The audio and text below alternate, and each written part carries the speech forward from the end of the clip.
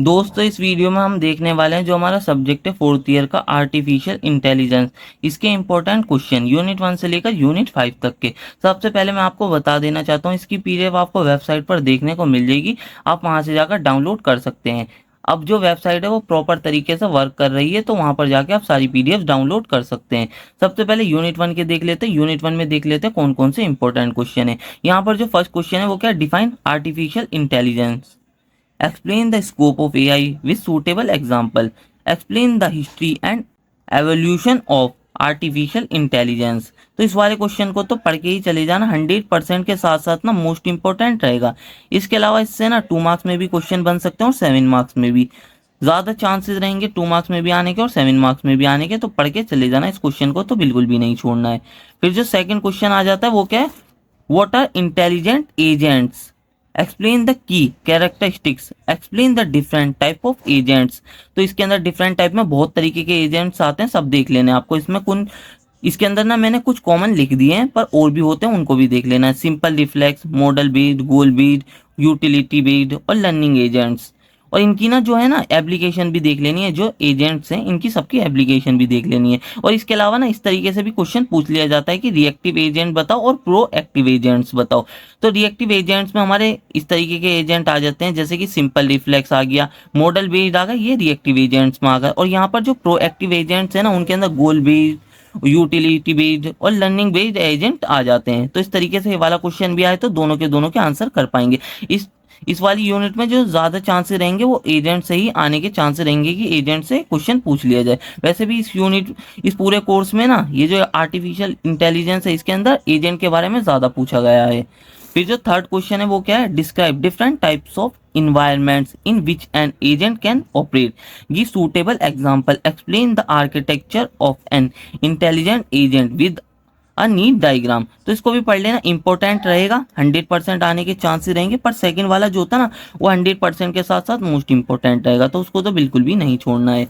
और फिर जो फोर्थ है, discuss the impact of quantum computing on the future development and capabilities of intelligent agents in AI. तो इनको देख लेना, ये वाला इतना इंपॉर्टेंट नहीं है पर 100% मान लो, क्योंकि थोड़े कम ही क्वेश्चन बताएं इस यूनिट में, देख लेना, ठीक है ना। और फिर जो फिफ्थ क्वेश्चन है वो क्या, discuss how AI system approach problem solving considering search algorithm and heuristics. तो इसको देख लेना, इंपॉर्टेंट रहेगा, इतना इंपॉर्टेंट नहीं है, 80% चांसेस मान के चलना, पर कभी कभार पूछ लिया जाता है। What is the problem solving agents with suitable example, important रहेगा, 100% चांसेस रहेंगे, देख लेना। और अगला जो क्वेश्चन है वो क्या, explain the role of sensors and effectors in the functioning of intelligent agents. तो ये भी 100% चांसेस रहेगा। बस यही क्वेश्चन थे यूनिट 1 में, बस यही थे यूनिट 1 में जो इंपॉर्टेंट क्वेश्चन था। मैं आपको बता देता हूँ मोस्ट इंपॉर्टेंट कौन से रहेंगे। एक तो फर्स्ट बिल्कुल भी नहीं छोड़ना है, एक सेकंड बिल्कुल भी नहीं छोड़ना है, एक आपको ना एक यहाँ पर थर्ड वाला भी नहीं छोड़ना है, एक सेवेंथ वाला भी नहीं छोड़ना है, एक सिक्स वाला भी नहीं छोड़ना है आपको, और एक फोर्थ वाला भी नहीं छोड़ना है। फिफ्थ वाले के थोड़े कम चांसेस रहेंगे पर देखने को मिल सकता है, तो देख लेना इसको भी। और इसके बाद जो सेकंड यूनिट है उसके इंपॉर्टेंट क्वेश्चन देख लेते हैं। और मैं आपको बता देता हूँ, ये वाली जो इंपॉर्टेंट की वीडियो है मैं बहुत पहले बना रहा हूँ, तो थोड़े ज़्यादा क्वेश्चन बताऊंगा, पर मैं आपको ना इनमें से मेन क्वेश्चन भी बता दूंगा कि अगर आपके पास एंड में ये वीडियो देख रहे हो तो आप मेन क्वेश्चन कर लें, ठीक है ना। अब देख लेते हैं हम यहाँ पर जो फर्स्ट क्वेश्चन है वो क्या, how do heuristic contribute to the problem solving process in AI and what are the some common heuristic techniques use in search algorithm. Important रहेगा, 100% के साथ साथ मोस्ट इंपॉर्टेंट मानना, बिल्कुल भी नहीं छोड़ना है इसको। तो what is the problem solving in AI, explain the role of search strategies in problem solving. Important रहेगा वही 100% के साथ साथ मोस्ट इंपॉर्टेंट मानने से भी। और फिर यहाँ पर ना ये थर्ड वाला, explain uniformed search strategies with example, compare BFS DFS and iterative डीपिंग search with example. इसको पढ़ लेना, ठीक है, ये भी इंपॉर्टेंट रहेगा। Provide example of algorithm falling under this categories. तो इसको देख लेना, ये भी इंपॉर्टेंट रहेगा, 100% आने के चांसेस रहेंगे इसके अंदर, इसको भी। फिर जो फोर्थ है वो क्या, discuss the primary problem solving methods of artificial intelligence and how do they differ from the traditional computational approach. इतना इंपॉर्टेंट नहीं है, 90% चांसेस मान के चल सकते हो, देखने को मिल सकता है। फिर जो फिफ्थ इंपॉर्टेंट रहेगा, what is informed search, explain greedy best for search with example. What is heuristic function, explain it's importance in informed search. Important रहेगा 100% पढ़ के चले जाना, ठीक है। 6 वाला मोस्ट इंपॉर्टेंट रहेगा, explain A star search algorithm, why is it better than other search strategies, prove that A star is complete and optimal, justify with example। 100% के साथ साथ मोस्ट इंपॉर्टेंट मानना, 6 वाले को तो बिल्कुल भी नहीं छोड़ना है, ठीक है ना। और फिर हमारा 7th है वो क्या, what are constraint satisfaction problem CSP, explain methods to solve CSP with example, examine the working of backtracking search in solving CSPs along with the key advantages and limitation। तो इसको देख लेना, ये भी 100% के साथ साथ मोस्ट इंपॉर्टेंट रहेगा, इसको भी बिल्कुल भी नहीं छोड़ना। एक 8 भी मोस्ट इंपॉर्टेंट रहेगा, इसको भी बिल्कुल भी मत छोड़ना। Explain the game playing in AI, describe min and max algorithm and alpha beta pruning with example, how alpha beta pruning can improve min max algorithm. 100% के साथ साथ मोस्ट इंपॉर्टेंट रहेगा, बिल्कुल भी नहीं छोड़ना इसको तो। और 9th वाला आप छोड़ भी सकते हो, इतना इंपॉर्टेंट नहीं है। Explain hill climbing search, discuss its limitation and advantages and how simulated annealing improves upon it। इसको देख लेना, 80% चांसेस रहेंगे, देख लेना, ठीक है ना, इतना इंपॉर्टेंट नहीं है। फिर 3rd यूनिट पर आ जाते हैं। 3rd यूनिट में देख लेते हैं कौन कौन से इंपॉर्टेंट क्वेश्चन है। तो 3rd यूनिट में जो फर्स्ट क्वेश्चन है वो क्या, what is knowledge representation in AI, explain different approaches to knowledge representation. 100% important रहेगा, देख लेना।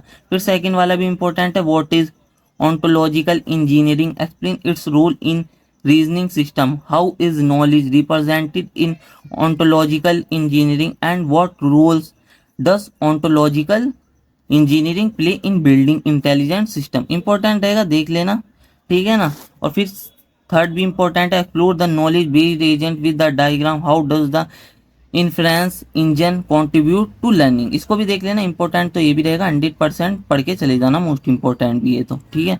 फिर 4th हमारा, evaluate first order predicate logic FOPL and its difference from propositional logic in terms of expressiveness and complexity. इसको भी देख लेना, important है, 100% के साथ साथ मोस्ट इंपॉर्टेंट रहेगा। ये आगे के बहुत ज्यादा इंपॉर्टेंट है सारे question. Explain the concept of first order predicate logic and how it is utilize to Prolog programming. इसको भी देख लेना, इंपॉर्टेंट है, 100% आने के चांसेस रहेंगे। 6 क्या है, discuss logic programming in AI using Prolog with suitable example, examine the concept of unification in Prolog and its significance for language inference mechanism. इसको भी देख लेना, इंपॉर्टेंट रहेगा, 100% आने के चांसेस रहेंगे, पढ़ के चले जाना। How does reasoning system handle mental events, mental object and what are the implication for AI application. Most important रहेगा, 100% के साथ पढ़ के चले जाना। और 8 वाला भी मोस्ट इंपॉर्टेंट रहेगा, 8 वाले को भी नहीं छोड़ना। What is the inference in logic, explain forward चेनिंग and backward चेनिंग with example, और इनके डिफरेंस भी देख लेना, ये भी 100% के साथ साथ मोस्ट इंपॉर्टेंट रहेगा। और 9th वाला 2 मार्क्स के लिए देखना चाहो देख सकते हो, छोड़ना चाहो छोड़ भी सकते हो, ज्यादा इंपॉर्टेंट नहीं है। Explain the resolution principle in predicate logic with the suitable example. 2 marks में ही देखने को मिलेगा, ज्यादा में नहीं देखने को मिलेगा। और इसके अलावा मैं बता देता हूँ, इसके अंदर कभी कभार न्यूमेरिकल पूछ लिया जाता है, जो आपने डिस्क्रीट मैथमेटिक्स में न्यूमेरिकल पढ़ा होगा ना, उसी टाइप के न्यूमेरिकल होता है, देख लेना।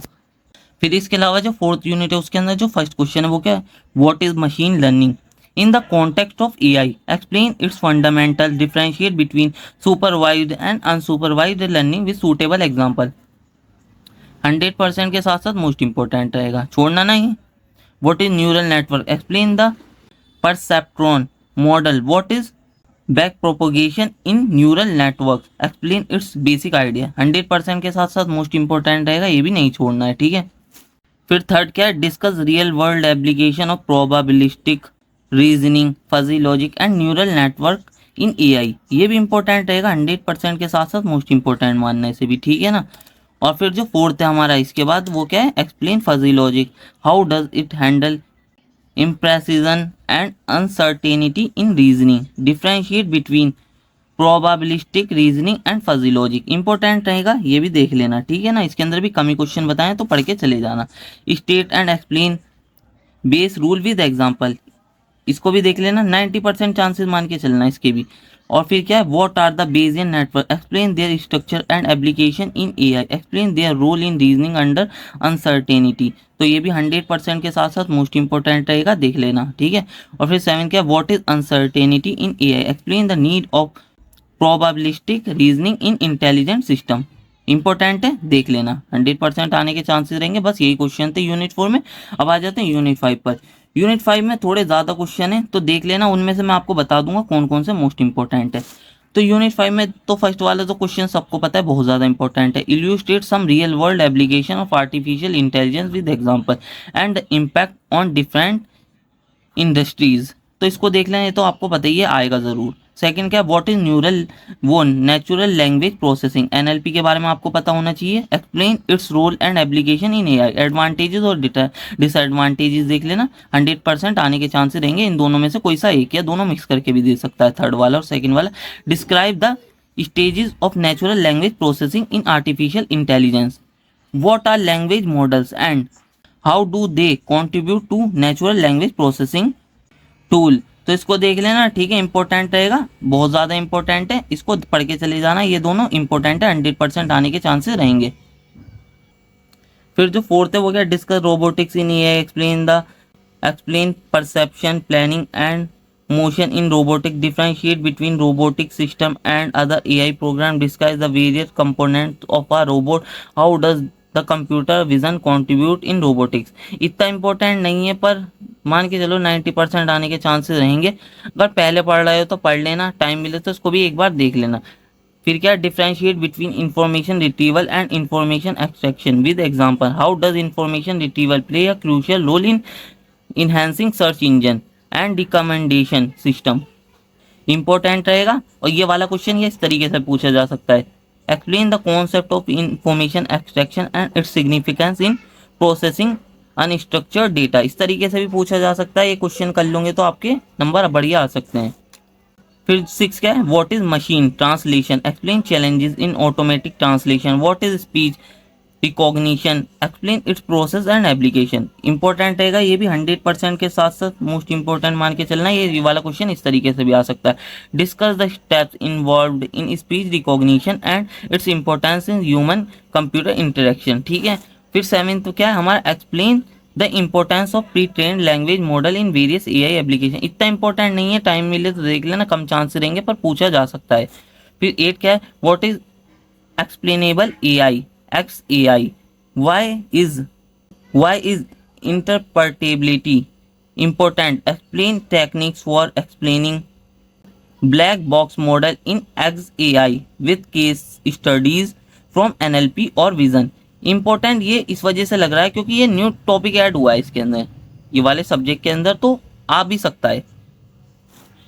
फिर 9th वाला, what are software agent, explain their architecture and communication. इसको भी पढ़ लेना, इंपॉर्टेंट रहेगा, 100% ही मान लेना। ये वाला जो 9th 10th 11th है ना, बहुत ज़्यादा इंपॉर्टेंट है, क्योंकि मल्टी एजेंट सिस्टम से ना क्वेश्चन बहुत ज़्यादा पूछे जाते हैं। पहले 4th यूनिट में था, 5th यूनिट में डाल दिया, 5th यूनिट में उठा के डाल दिया से।